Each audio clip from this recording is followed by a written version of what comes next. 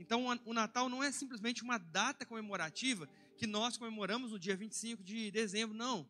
O Natal para nós é um propósito que vai gerar nascimento em nossos corações, que vai gerar em nós algo novo, que está sempre nascendo e precisa sempre estar renascendo em nossa vida.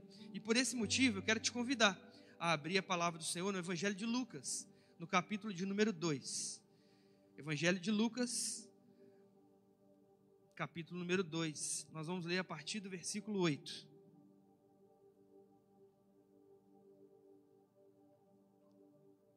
Evangelho de Lucas, capítulo 2, versículo 8. Para eu entender que você já foi encontrando, eu vou te convidar a se colocar de pé. Aqueles que forem encontrando. Evangelho de Lucas, capítulo 2, versículo 8, até o versículo 14. Amém. Diz assim a palavra do Senhor: havia naquela mesma região pastores que viviam nos campos e guardavam o seu rebanho durante as vigílias da noite. E um anjo do Senhor desceu aonde eles estavam, e a glória do Senhor brilhou ao redor deles, e ficaram tomados de grande temor. O anjo, porém, lhes disse: não temais, eis aqui vos trago boa nova de grande alegria, que será para todo o povo. É que hoje vos nasceu na cidade de Davi o Salvador, que é Cristo, o Senhor. E isso vos servirá de sinal: encontrareis uma criança envolta em faixas e deitada em manjedoura. E subitamente apareceu com um anjo uma multidão da milícia celestial, louvando a Deus, dizendo: glória a Deus nas maiores alturas e paz na terra entre os homens, a quem Ele quer bem. Feche seus olhos, mas não feche a sua Bíblia. Vamos orar ao Senhor novamente. Deus amado, Pai querido, obrigado, Jesus, por essa manhã de glória e de presença, Deus. Obrigado, Jesus, porque a sua palavra, meu Pai, já falou conosco, meu Pai. Obrigado, Jesus, porque nós entoamos louvores em seu nome, Deus. Obrigado, Jesus, porque nós tivemos a oportunidade de participar desse culto também com os nossos dízimos e com as nossas ofertas.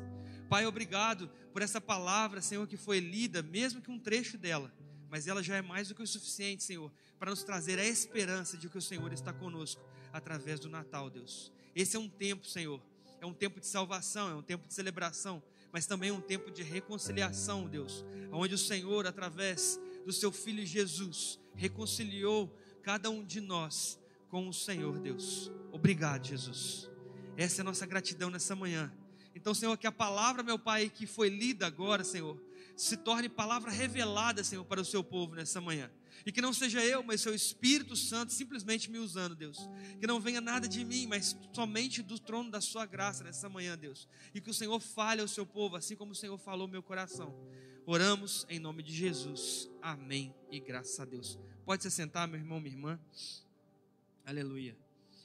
Você já parou para pensar por que o nascimento de uma criança lá no Oriente Médio, há mais de 2000 anos atrás, fala tanto conosco, na nossa cultura, no nosso povo, no nosso tempo, até os dias de hoje? Para que tanta festa, para que tanta comemoração, para que tanto engarrafamento, para que tantas compras? Você já parou para isso? Para analisar isso? E todas as vezes que nós assinamos um cheque, hoje em dia a gente assina cada vez menos cheque, mas todas as vezes que a gente tem a necessidade de colocar a data em algum documento, todas as vezes que a gente vai falar de quantos anos nós temos, todas as vezes que a gente vai falar quando que nós compramos um carro e o ano daquele carro, todas as vezes que a gente vai colocar alguma coisa de data, nós estamos fazendo menção ao nascimento de Jesus. Porque o nascimento de Jesus, ele marca o primeiro século, ele marca o início de todas as coisas. Então, para nós, cristãos, no Novo Testamento, nós entendemos que tudo começa a partir de um novo começo, gerado pelo nosso Deus que é Pai, a partir da figura do seu Filho, Jesus Cristo. Então, quando nós olhamos para todas essas coisas, nós vamos ver que o tempo ele se divide entre antes de Cristo e depois de Cristo. Então, na nossa vida também é assim, não é? Para aqueles que nasceram no berço evangélico, talvez não faça muito sentido isso que eu vou falar, mas se você, assim como eu, na verdade, não nasceu no berço evangélico, mas o Senhor te resgatou ao longo da sua caminhada, certamente você também tem uma história que é marcada antes de Cristo e depois de Cristo. Antes de Cristo aparecer na sua vida e depois que Cristo apareceu na sua vida. Antes de Cristo, com quem você era, e aí você tem uma lista de coisas para falar, um pecador errante, miserável, iludido, né? Muitas vezes idólatra, adúltero, alcoólico, e depois de Cristo uma regeneração. Não é o mesmo homem regenerado, mas um novo homem em Cristo Jesus, uma nova criatura a partir de Cristo em nós. Eu gostei muito de uma palavra que o bispo falou para nós nesse Natal, e ele falou que em nós, Cristo em nós é a esperança do mundo, é a esperança revelada. Porque quando o apóstolo Paulo ele vai escrever a Timóteo, ele vai falar sobre essas coisas, e ele vai falar que quando Cristo está em nós, mostra para as pessoas à nossa volta que Jesus vive, e que Ele é santo, reto, e aquilo que Ele teve poder para fazer na cruz, e que nos alcançou, também pode ser, ter o mesmo efeito para alcançar aqueles que estão perdidos. Então Cristo em nós é a esperança da glória, Cristo em nós é a esperança do mundo. Então hoje, nós não podemos ver Jesus Cristo face a face, como os discípulos viram, ouviram e andaram com Ele. Mas se nós estamos aqui em nome desse Deus, em nome desse Cristo, em nome de Jesus, então as pessoas que nos olham, podem ver Jesus através de nós. Mas para que as pessoas vejam Jesus através de nós, é necessário primeiro permitir que Jesus faça algo em nós. É necessário primeiro permitir que Jesus passe por nós e também marque o nosso tempo, entre antes de Cristo e depois de Cristo, não é assim? Então não adianta Jesus passar pela nossa vida e não fazer nenhum estrago em nossa caminhada, porque todas as vezes que Jesus passa por algum lugar, Ele deixa grandes marcas e grandes sinais, principalmente de regeneração. Então é muito importante dizer isso e falar sobre isso. Na verdade, o que a Bíblia diz, que o Natal ele foi uma ideia de Deus, e por ser uma ideia de Deus, aconteceria quando Deus queria, como Deus queria e aonde Deus queria. E se você depois tiver curiosidade de ler nesse capítulo 2, o início do capítulo 2, você vai perceber que através de César Augusto, eles foram para o primeiro recenseamento. E o que é recenseamento? Seria o censo. Eles foram para contar o povo naquele tempo. Então a contagem era feita pelas cidades. Então José, que estava em Nazaré, ele foi para a cidade de Davi, também conhecida como Belém. Então ele saiu da Judeia, em Nazaré, e foi para a cidade de Davi, que era Belém, para o recenseamento. É óbvio que a sua esposa também foi, mas Maria já estava próxima dos dias de ganhar Jesus, e isso acontece naquele tempo de recenseamento. E ali ela envolve Jesus através de um manto e coloca aquele menino numa manjedoura. E o texto que nós lemos aqui no início dessa mensagem fala justamente sobre esse tempo, onde um anjo, um mensageiro do Senhor, anuncia àqueles pastores que estavam ali pastoreando que Jesus havia nascido. E ele dá indícios e sinais de onde Jesus estaria, como ele estaria e por que ele veio ao mundo. Note que quando o anjo vai falar àqueles homens, àqueles pastores, a primeira coisa que acontece é que aqueles homens têm medo de ver aquele anjo e ouvir a sua voz. E a primeira coisa que o anjo fala, antes de enviar a mensagem, é dizer: não tema, porque o que eu vim fazer não é sobre um castigo, não é uma notícia ruim, mas eu vim trazer as boas novas de salvação.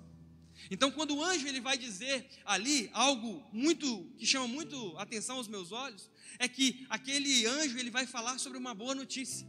E naquele tempo, não sei se você sabe disso, mas as boas notícias que nós conhecemos como evangelho, a palavra evangelho, que vem do latim evangelho, que vem do grego evangelho, na verdade, é uma notícia sobre as conquistas do imperador ou as conquistas do rei. Todas as vezes que o rei ou o imperador tinha conquistado algo, ele enviava um mensageiro na fronte de batalha ou na cidade para anunciar àquelas pessoas que o imperador havia conquistado algo, que o imperador, que o rei havia conquistado algo. Mas o próprio Deus, que é o nosso rei, amém? Ele envia um anjo, que é um mensageiro, para falar assim: olha, até hoje vocês conhecem o evangelho como as boas notícias do imperador acerca das suas batalhas e das suas vitórias nas batalhas. Mas hoje eu envio através do meu anjo, que também é um mensageiro, uma boa notícia de verdade. O evangelho, na verdade, não é sobre as vitórias do imperador, mas sobre aquele que vencerá a morte através da cruz do Calvário. E hoje ele nasceu. Hoje Ele está presente no nosso meio. Ele é o Deus Emanuel. Ele é aquele rei que todos nós aguardávamos ansiosamente. Na verdade, Ele é aquele que os profetas profetizaram, e hoje Ele nasceu aqui na cidade de Davi, aqui em Belém. Então, o que o anjo mensageiro vai anunciar? É anunciar muito mais do que fazer um anúncio acerca de Jesus que tinha nascido. Ele vai falar e vai ressignificar o que na verdade é o Evangelho. Que as boas notícias não são boas notícias sobre a vitória do imperador acerca das batalhas, mas a boa notícia de verdade é sobre a vitória de Jesus na cruz do Calvário que aconteceria, e principalmente que Jesus nasceu e Ele permanece vivo até hoje. Então, quando nós olhamos para a palavra de Deus e vemos o anúncio daquele anjo para aquele povo, para aqueles pastores, pessoas simples do campo, na verdade a primeira coisa que o anjo fala: não tema.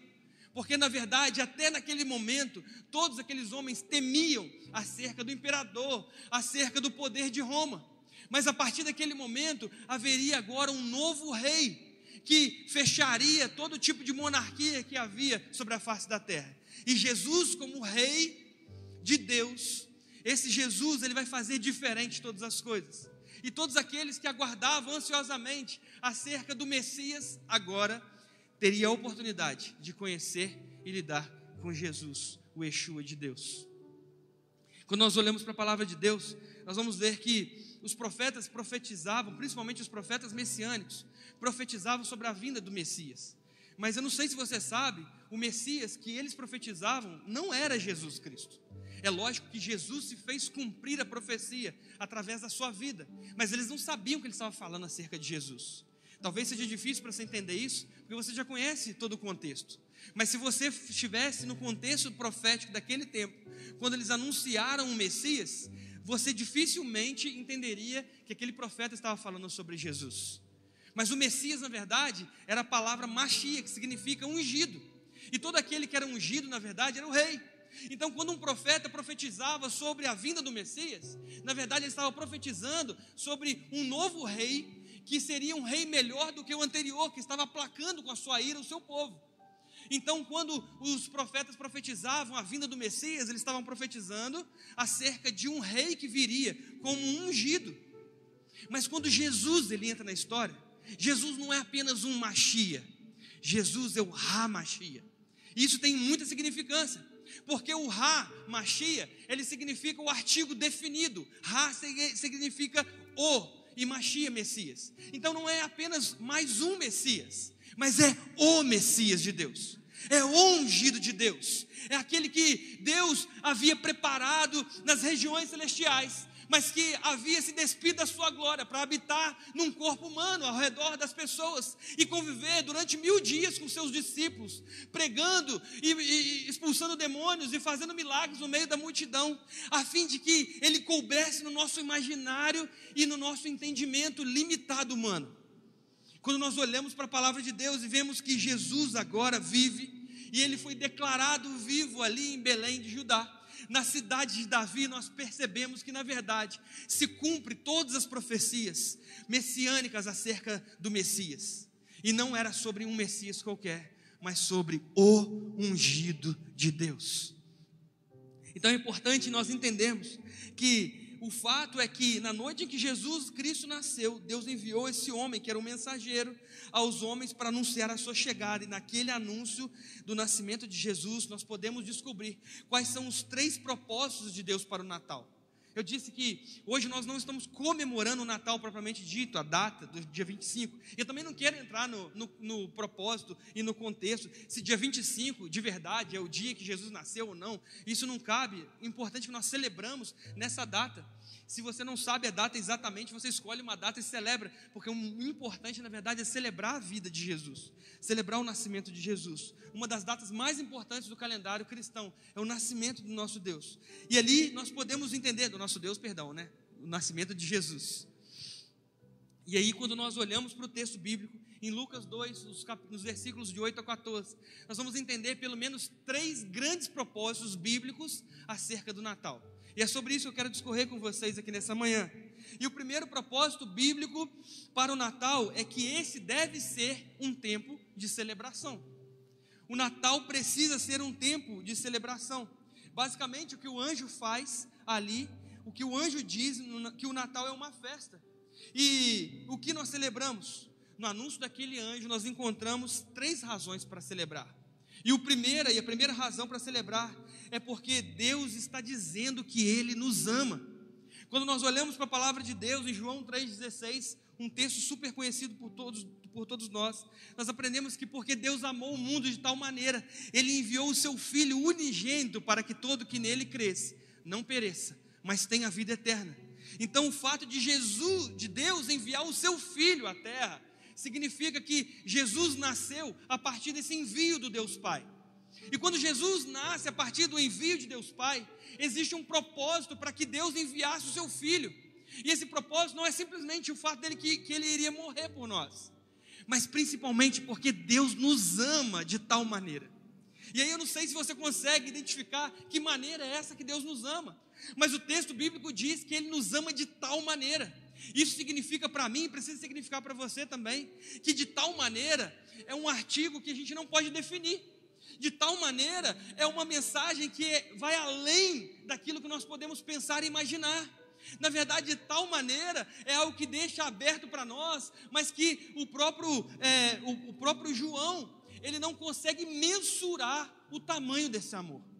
Então, Deus amou o mundo de tal maneira que Ele enviou, Ele deu o seu Filho unigênito, o unigênito Filho do Pai, para que nós não venhamos a perecer, mas que nós tenhamos uma vida eterna.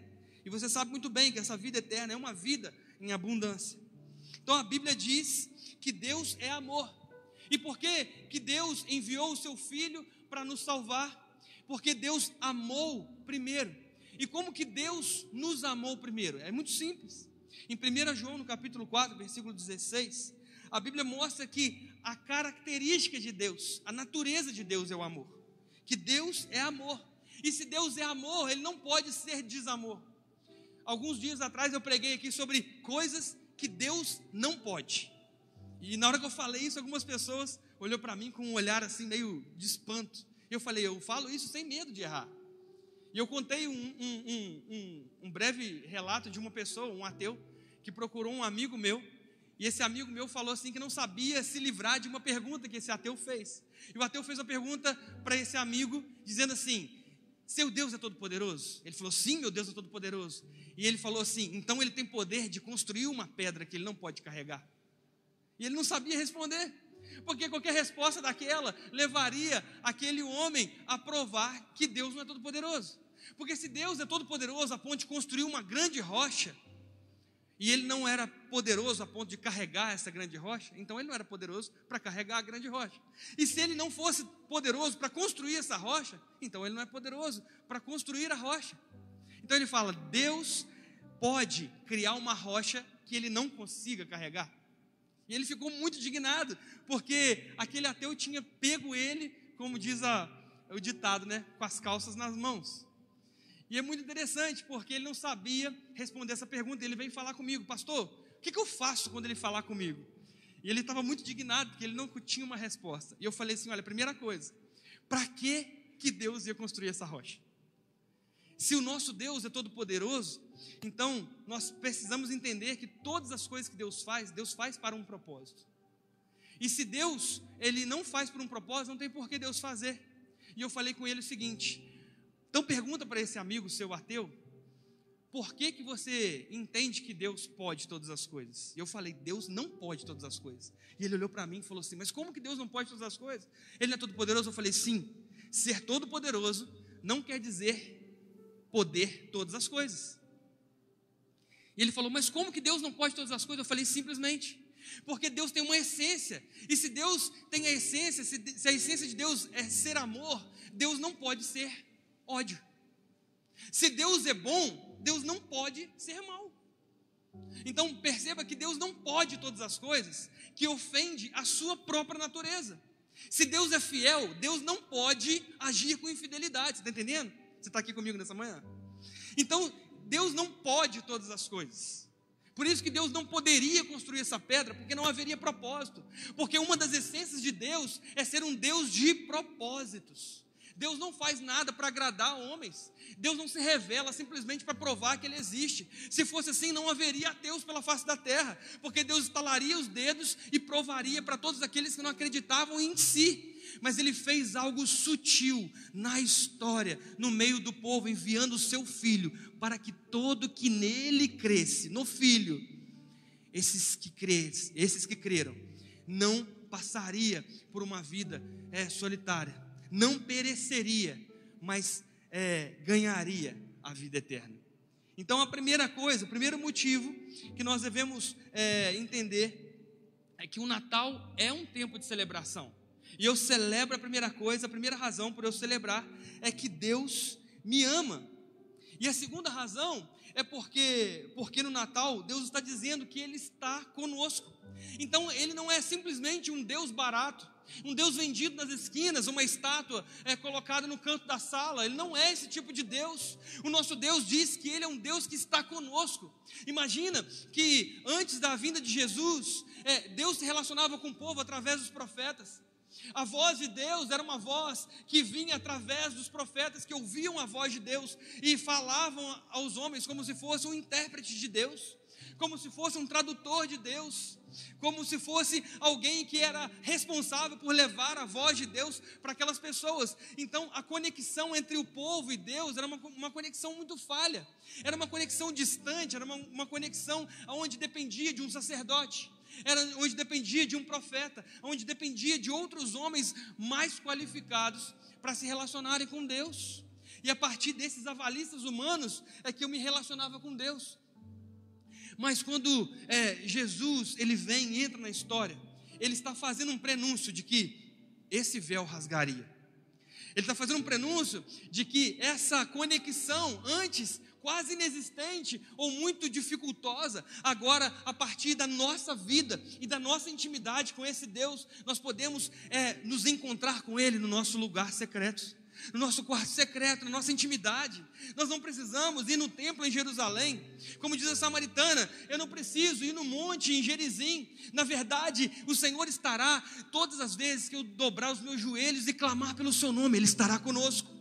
E a palavra do Senhor mostra que ao Jesus adentrar na história e começar a caminhar com seus discípulos, pregar a palavra de Deus para o seu povo e a começar a consolidar os seus discípulos, fazer os seus milagres, a partir disso na história, não é mais um Deus distante que não tem contato com o homem, mas o próprio Deus na figura da pessoa de Jesus Cristo, caminhando ao lado dos seus discípulos, caminhando ao lado para amá-las, para transformar vidas, corações, linguagens, culturas, para pegar homens como Pedro, homens chucros, homens que trabalhavam com a pesca e transformar esse homem em pescador de vidas, para pegar Zaqueu, cobrador de impostos, e transformar esse homem em um homem não corrupto mais, mas um homem agora honesto, para pegar pessoas que antes tinham uma vida sem a presença de Deus e uma vida desleixada, em homens tementes ao Senhor. A pegar Paulo, por exemplo, que é um homem que perseguia os cristãos, para agora ser perseguido por aqueles que odiavam o cristianismo. O nosso Deus na história é um Deus conosco, e quando Deus está conosco, amados, Ele transforma as nossas vidas, Ele transforma a nossa casa, Ele transforma a sua vida, Ele transforma o seu emprego, Ele transforma a sua jornada, a sua faculdade, Ele transforma os seus sonhos, as suas visões, os seus planos, porque o nosso Deus está conosco. Se o nosso Deus não estivesse conosco, tudo que a gente acreditaria seria apenas uma grande filosofia barata. Mas não, o nosso Deus está conosco, porque o nosso Jesus, apesar de ter morrido e ressuscitado, hoje Ele vive e está no nosso meio. Talvez, como eu e você, nós não podemos vê-lo de fato com os nossos olhos carnais, mas nós cremos que Jesus Cristo é o nosso Senhor, nós cremos que Ele é nosso Salvador, nós cremos que Ele é o Filho unigênito do Pai, e que o propósito que Ele cumpriu, vindo e nascendo no meio do povo, foi estabelecer Deus conosco. Então a primeira razão é que Ele nos ama, mas a segunda razão para nós celebrarmos é que Ele está conosco. E a palavra de Deus diz: para onde eu poderia escapar do Teu Espírito? Para onde eu poderia fugir da Sua presença? Se eu subir aos céus, lá estás. E se eu fizer a minha cama na sepultura, também lá estás. Se eu subir com as asas da alvorada e morar nas extremidades do mar, mesmo ali a Tua mão direita me guiará, e me susterá. Salmo 139, versículo 7 ao 10. Então essa palavra mostra que Deus é um Deus que está conosco. E se Deus está conosco, quem será contra nós? Deus conosco, um dos nomes conhecidos de Jesus na Bíblia é Emanuel. E Emanuel significa Deus conosco. E sabe de fato o que isso significa na cultura judaica do seu tempo? É que aqueles que tinham Jesus como Emanuel, não é simplesmente Deus conosco, assim, ó, Deus está conosco. É uma prova viva de que, como Deus está conosco, Deus não está com aqueles que não são filhos dele. Se você fosse um judeu daquele tempo, quando você dissesse que Jesus é o Deus Emanuel, você não estaria simplesmente dizendo que o Deus estava com você, mas você também estaria fazendo, na verdade, uma apologia acerca de que o Deus estava com você, e isso era a prova de que Deus não estava com os outros. Talvez pareça um pouco meio grosseiro falar dessa forma, mas não é mentira. Na verdade, quando nós falamos que Deus está conosco, nós estamos querendo dizer que Deus não está com os outros. Porque existe uma grande teologia hoje da hipergraça que diz que Deus é pai de todos e que todos são filhos de Deus. Isso não é verdade. A palavra de Deus mesmo em João capítulo 1 diz que ele veio para os seus, mas os seus o rejeitaram. E ele deu a oportunidade de serem filhos todos aqueles que o chamaram como pai. Então ele não é pai de todos, apesar de querer ser pai de todos, mas ele é pai simplesmente daqueles que o consideram como pai, aqueles que admitem a sua filiação. Nós estamos encerrando o ano da filiação, e você teve 363 dias para admitir que Deus é o seu pai, que Jesus é o seu pai, que o motivo do Natal, na verdade, é o nascimento de um Deus que me ama e que te ama. Mas na verdade ele não somente nos ama, mas ele está conosco. E se eu não quiser ter ele como meu pai, ele não será o meu Deus. Eu não poderia dizer que Deus é Emanuel, que o Deus está comigo, se eu não vivo como filho de Deus. Mas essa é a segunda razão para nós celebrarmos. Então eu celebro porque Deus me ama. Eu celebro porque Deus está conosco, ele é o Emanuel de Deus. Mas eu celebro também porque, apesar de Deus estar conosco, ele não é contra nós. Porque a palavra de Deus mostra que no Natal Deus está dizendo que ele é por nós. Isso é interessante porque não é simplesmente um Deus que veio para esperar você cair para ele te puxar, esperar você cair, você errar para ele te condenar.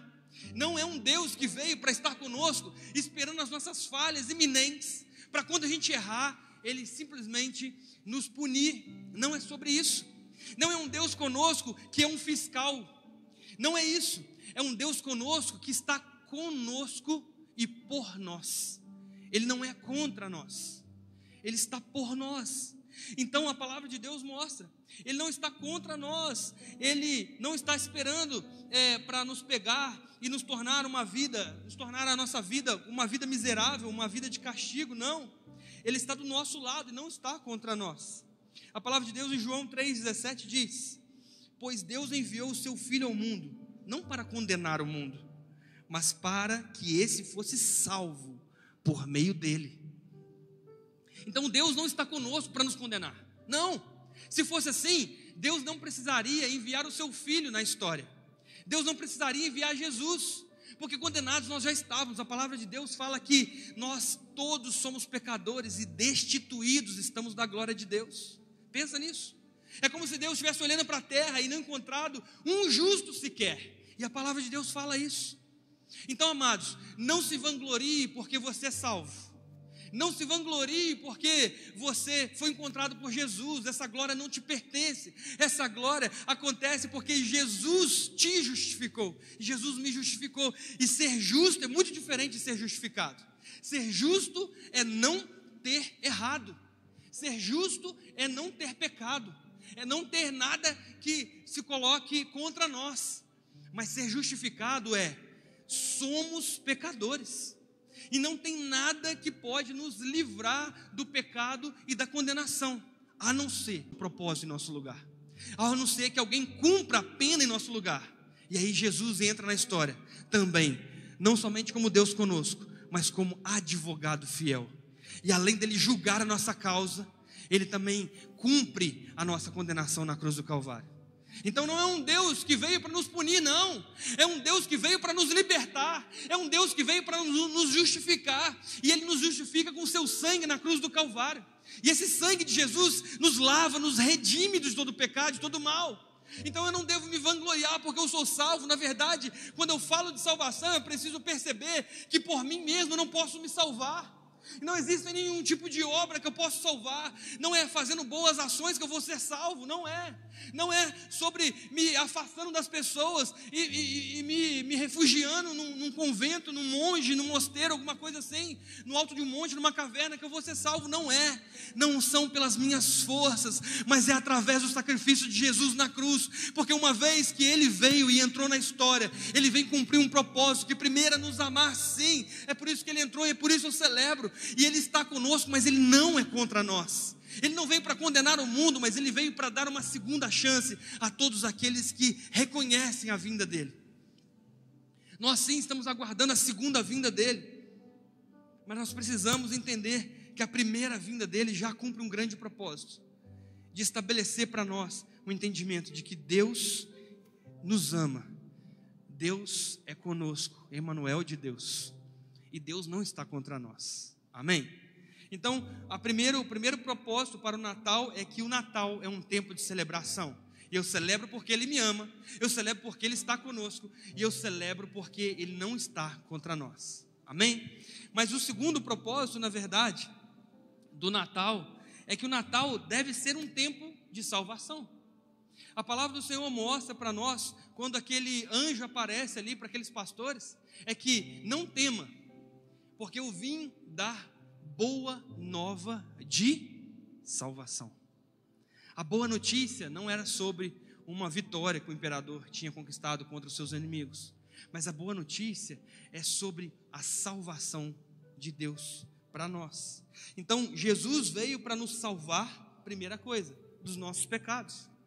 Amados, quando nós vemos a palavra salvação, que é Yeshua, que é o Deus da salvação, nós percebemos que nós precisamos ser salvos de algo.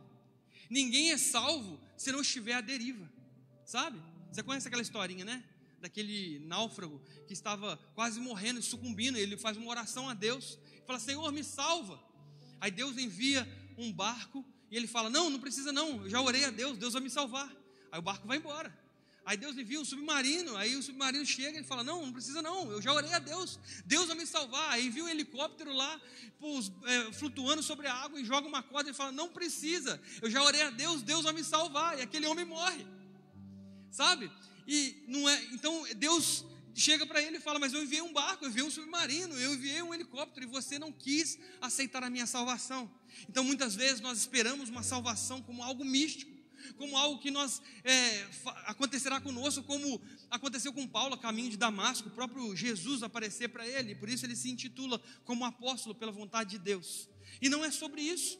Na verdade, nós precisamos entender que antes de Jesus na nossa vida, eu falei de antes de Cristo, depois de Cristo na história, nós precisamos perceber que a nossa vida é uma vida miserável sem Jesus. E nós estávamos à deriva no pecado, no lamaçal de pecado, e por isso é necessário que haja salvação para nós. Então a primeira coisa é que é um tempo de salvação, e salvação dos nossos pecados. O Senhor não vai nos salvar se nós não precisarmos. Muito pelo contrário, aqueles que não se sentiam necessitados da graça e da salvação de Deus, Jesus tratava eles como não pecadores.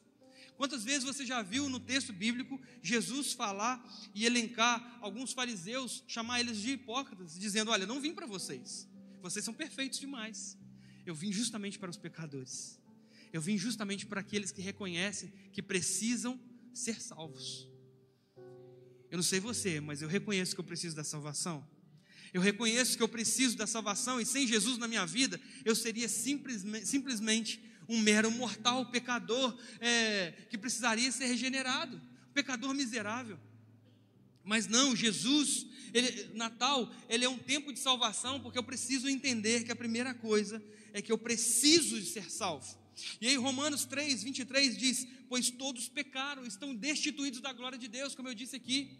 Ou seja, existe uma destituição da glória de Deus.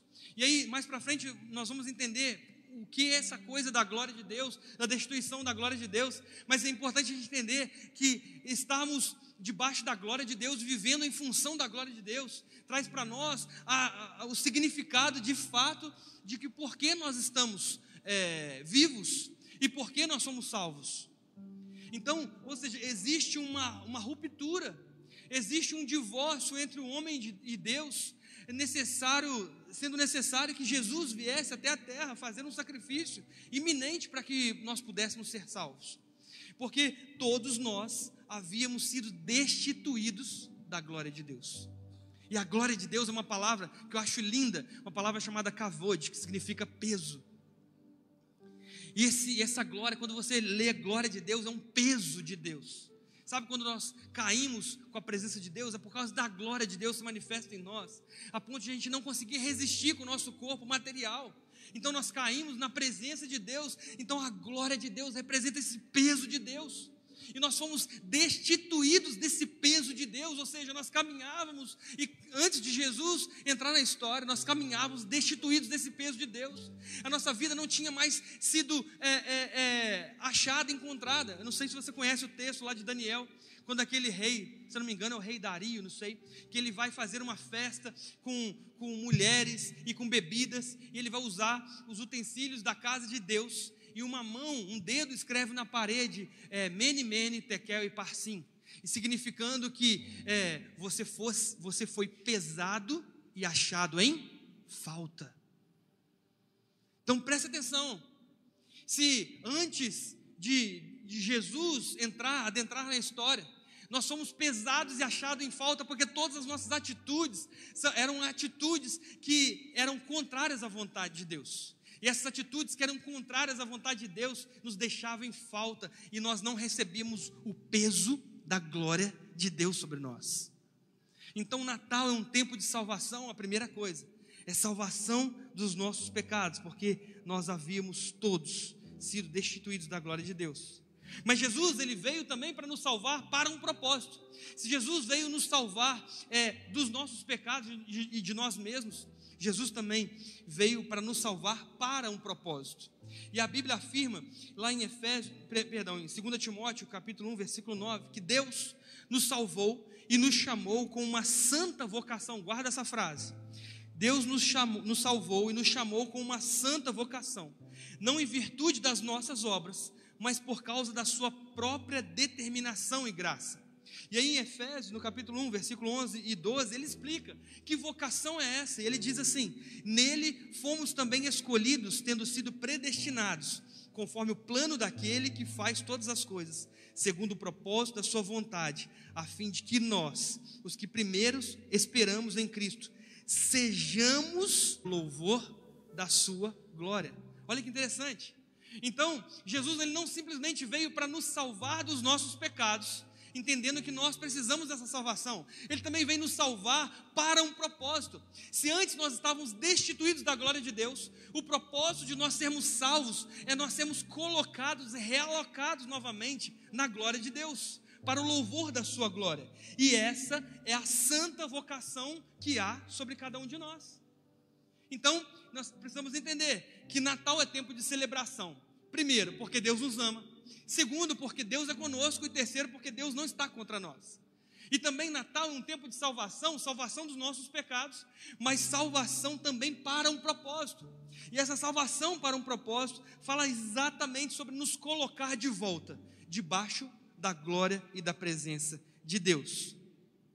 E também Jesus veio nos salvar através da sua graça. Isso é muito importante, porque aí a gente vai perceber que não é possível ser salvo se não for pela graça de Deus. Porque aí a gente coloca uma chave nas mãos de Jesus, dizendo que somente Ele pode salvar. Ninguém pode ser salvo por conta própria. Por mais força que você faça para se tornar um bom ser humano, jamais você pode receber a salvação se você não declarar com seus lábios, se você não dobrar os seus joelhos dizendo que Ele é o seu Salvador individual, que é Ele que te salva e não você pode se salvar por si mesmo. Então a palavra de Deus fala que a fé, pois vocês são salvos pela graça por meio da fé. Isso não vem de vós, é dom de Deus. E dom é um presente de Deus. E esse presente de Deus é a vinda de Jesus Cristo. Deus enviou o seu Filho, nos dando esse dom, esse presente, essa graça. E isso acontece não é por obras, para que ninguém se glorie, mas pela fé. Então, quando nós entendemos que nós somos salvos pela graça, essa graça ela vem mediante a fé em Cristo Jesus e a mais nada. Você pode ter fé e acreditar em várias outras coisas, mas se você não tiver fé no Cristo vivo, Filho unigênito do Pai, que veio, nasceu no meio dos homens, num lugar humilde, mas que através da sua vinda, da sua vida, do seu legado, da sua história, da morte sacrificial e substitutiva de Jesus na cruz do Calvário, morte e após morte, ressurreição e ascensão aos céus, não adianta você fazer nenhum esforço, porque a sua salvação não estará garantida. Nós garantimos a nossa salvação não por nós mesmos, mas se nós entendemos que a graça, ela é um dom de Deus, e nós precisamos simplesmente ter fé nesse Deus através da vida de Jesus, da pessoa de Jesus, nós entendemos que aí sim, nós recebemos a salvação de Deus. Então, Natal é um tempo de salvação, salvação dos nossos pecados. Sim, salvação para um propósito, que é nos reconectar, nos realocar de volta na glória de Deus, mas também nos salvar através da sua graça. E o último ponto, que o terceiro propósito bíblico para o Natal, é que o Natal deve ser um tempo de reconciliação. E aí a palavra do Senhor mostra para nós, que na verdade o que é reconciliação? Reconciliação é todas as vezes que nós quebramos uma aliança com alguém, e nós precisamos refazer essa aliança. Nós precisamos estar diante dessa pessoa e nos reconectar com ela. Nós precisamos gerar paz com ela e voltar à vida normal com ela. Eu tenho certeza que cada um de nós aqui já brigou com alguém. Cada um de nós aqui já viveu um tempo miserável de quando está brigando com alguém, não conseguir mais viver em paz. E quando nós, antes de Jesus aparecer na história, nós precisamos entender que havia uma necessidade iminente de reconciliação entre nós e Deus. Lá no Éden havia sido quebrada essa aliança, essa conexão. Lá no Éden havia sido quebrado toda essa estrutura onde Deus, como nosso Pai, havia criado e estruturado para nós uma conexão e uma comunhão com Ele. Então, na verdade, quando eu olho para o Natal, eu percebo que Natal é um tempo de reconciliação, porque na verdade o que Deus está falando para nós aqui, através de Isaías 9,6, diz que porque um menino nos nasceu, um filho se nos deu, e o governo está sobre os seus ombros, ele será chamado maravilhoso, conselheiro, Deus poderoso, Pai da eternidade e príncipe da paz. Então esse príncipe da paz, na verdade, vem trazer para nós pelo menos 3 tipos de paz. Então Natal é tempo de celebração, Natal é tempo de salvação, mas Natal também é tempo de reconciliação. Então esse príncipe da paz vai trazer a primeira paz, que é a paz com Deus. E essa paz com Deus é uma paz espiritual. E a palavra de Deus em Romanos 5,1 diz assim: tendo sido, pois, justificados pela fé, temos paz com Deus, por nosso Senhor Jesus Cristo. Como alguém pode ter paz com Deus? Não se consegue isso prometendo ser bonzinho, fazendo jejum, fazendo bem, nem tentando ser perfeito. Isso é impossível, uma hora você vai errar. A paz com Deus é entender que nós estávamos divorciados da comunhão com Ele. Nós estávamos afastados, isolados, e havíamos quebrado a conexão que gera comunhão entre nós e eles, lá no Éden, através do nosso antecessor, Adão. E a natureza adâmica que há em nós, tende todos os dias a nos tirar dessa paz, e nos gerar conflitos novamente com esse Deus Criador e Redentor, que nos redimiu na cruz do Calvário. Então, é muito simples perder a paz com Deus, que é essa paz que ela vai falar sobre ser uma paz espiritual. É simplesmente você não reconhecer que Jesus é seu Salvador. Simplesmente quando nós negligenciamos a cruz do Calvário, quando nós negligenciamos que o Deus que está conosco é o Deus Emanuel, que é o Yeshua de Deus, que é o ungido do Senhor. Todas as vezes que nós não reconhecemos que Jesus é o Filho de Deus, que veio para nos trazer uma nova história, escrever uma nova história, nos trazer para uma nova vida, nós estamos simplesmente quebrando novamente essa paz conquistada por Deus, por nós, para nós. Então, essa é uma paz espiritual, porque nós somos justificados pela fé, e por isso nós temos paz com Deus. Amados, quem foi justificado pela fé e reconhece que Jesus nos lavou com o seu sangue na cruz do Calvário, amém? Então todos nós que reconhecemos essa salvação e essa justificação, nós temos paz com Ele. Nós não temos mais brigas com Ele, nós não olhamos mais para Ele e começamos a degladiar com Ele. Nós não olhamos mais para Deus e começamos a questionar Deus. Nós não olhamos mais com Deus e falamos mal dEle, blasfemamos contra Ele. Nós não olhamos mais para Deus e falamos: Senhor, mas por que isso? O Senhor não me ama, o Senhor não gosta de mim. Não, nós entendemos que nós não precisamos disso. Nós entendemos como filhos que nós não somos mimados, que muitas vezes o não de Deus vai ser um não importante para a nossa caminhada, para a nossa existência. E é exatamente isso que nos faz crescer dia após dia. São os nãos de Deus que nos fazem homens melhores. Eu estava falando com o Maicola essa semana, que eu tinha um patrão que ele não era cristão. E naquela época eu também não era cristão. E quando a gente saía na sexta-feira, o nosso caminho era um bar que tinha perto do nosso trabalho. A gente chegava para o nosso patrão e falava com ele assim: olha, nós estamos querendo te convidar para você pagar uma cervejada para nós. E ele falava: eu topo, vamos embora. E a gente ia.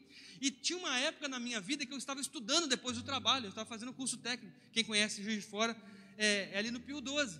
E eu estava fazendo um curso técnico no Pio 12 e a gente foi atravessando a rua assim, todo mundo indo para um bar para beber ali. E quando a gente chegou para a travessia ali da Independência, quem conhece Juiz de Fora sabe o que eu estou falando. Na que a gente ia atravessar, todo mundo atravessou. Ficou eu e ele para trás, ele colocou a mão no meu peito e me segurou. E ele me segurou, todo mundo atravessou. As pessoas não entenderam nada, mas estava todo mundo conversando e tudo mais. Como se ele tivesse me segurado contra um carro que estava passando e eu não tinha visto. E ele olhou no fundo do meu olho, como diz o Matt Hofstede, né? Na bolotinha do meu olho. Ele olhou no fundo do meu olho e falou assim: deixa eu te falar uma coisa. O que faz diferença entre os homens são as atitudes que eles tomam. Não é cristão, ele já faleceu. Eu falei: o que você quer dizer com isso? Ele falou: olha para a sua frente. Aqueles que estão indo no bar conosco para beber, nenhum deles tem provisão de ser alguém na vida. Mas você está estudando.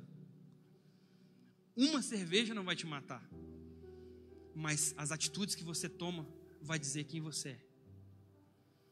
E naquele dia eu peguei outro caminho e fui para o curso. Então as atitudes que a gente toma é que nos torna homens de Deus ou não. Então, quando eu olho para a palavra de Deus e eu percebo que existe uma paz com Deus, eu não quero quebrar novamente essa paz, porque existe um propósito na paz com Deus, a reconciliação. Então as atitudes que eu tomo vai me trazer à tona quem de fato eu sou em Deus. Então quando eu recebo um não de Deus, na verdade, eu estou recebendo na verdade uma oportunidade para me tornar melhor. Naquele dia eu queria beber, lógico, com os amigos, eu não era cristão. Eu queria resenha, seria um tempo maravilhoso, certamente. Só que aquele homem chegou e colocou a mão no meu peito e disse: não, você não. Eu lembro de Paulo falando com Timóteo: os outros podem, mas você não. Entende? Então o não de Deus é um privilégio para aqueles que Deus quer usar com assertividade. O não de Deus é um privilégio para aqueles que o recebem, para entender que Deus está nos moldando para algo maior do que com os outros. E talvez você vai dizer assim: por que um pode e eu não posso? Por que isso dizem que é errado, mas eu vejo fulano fazer? Saia dessa. Você tem paz com Deus ou não tem? Se você tem paz com Deus, entenda que Deus está te usando e está falando com você, apesar do não dele. E o não de Deus, tenha certeza, irmãos, é muito mais curativo do que o sim de Deus. O não de Deus não permite que filhos se tornem filhos mimados. Então a primeira paz é a paz com Deus. Já estou encerrando.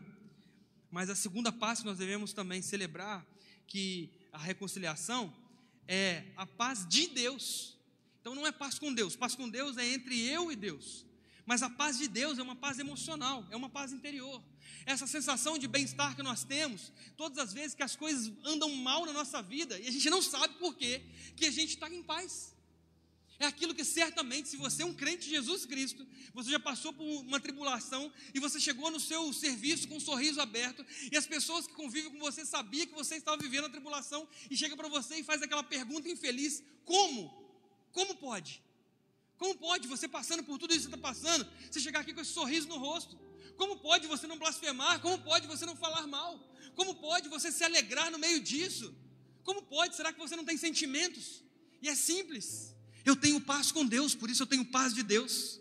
Se eu tenho paz com Deus, eu sou reconciliado com Deus, então Deus gera para mim uma paz interior, que é uma sensação de bem-estar que eu mesmo não consigo explicar, mas a palavra de Deus fala para nós, que essa paz que nós temos, na verdade, não andem ansiosos. Filipenses 4, de 6 a 7 diz: por coisa alguma, mas em tudo, pela oração e súplicas e com ação de graças, apresentem seus pedidos a Deus, e a paz de Deus, que excede todo entendimento, guardará o coração e a mente de vocês em Cristo Jesus. É simples. Essa paz você não consegue explicar como é que você está sentindo. Então a sua resposta é simplesmente assim: eu não sei, mas eu estou em paz. Sabe quando você termina um relacionamento e alguém chega para você e você não está chorando, e você fala assim: olha, eu não sei explicar, mas eu estou em paz.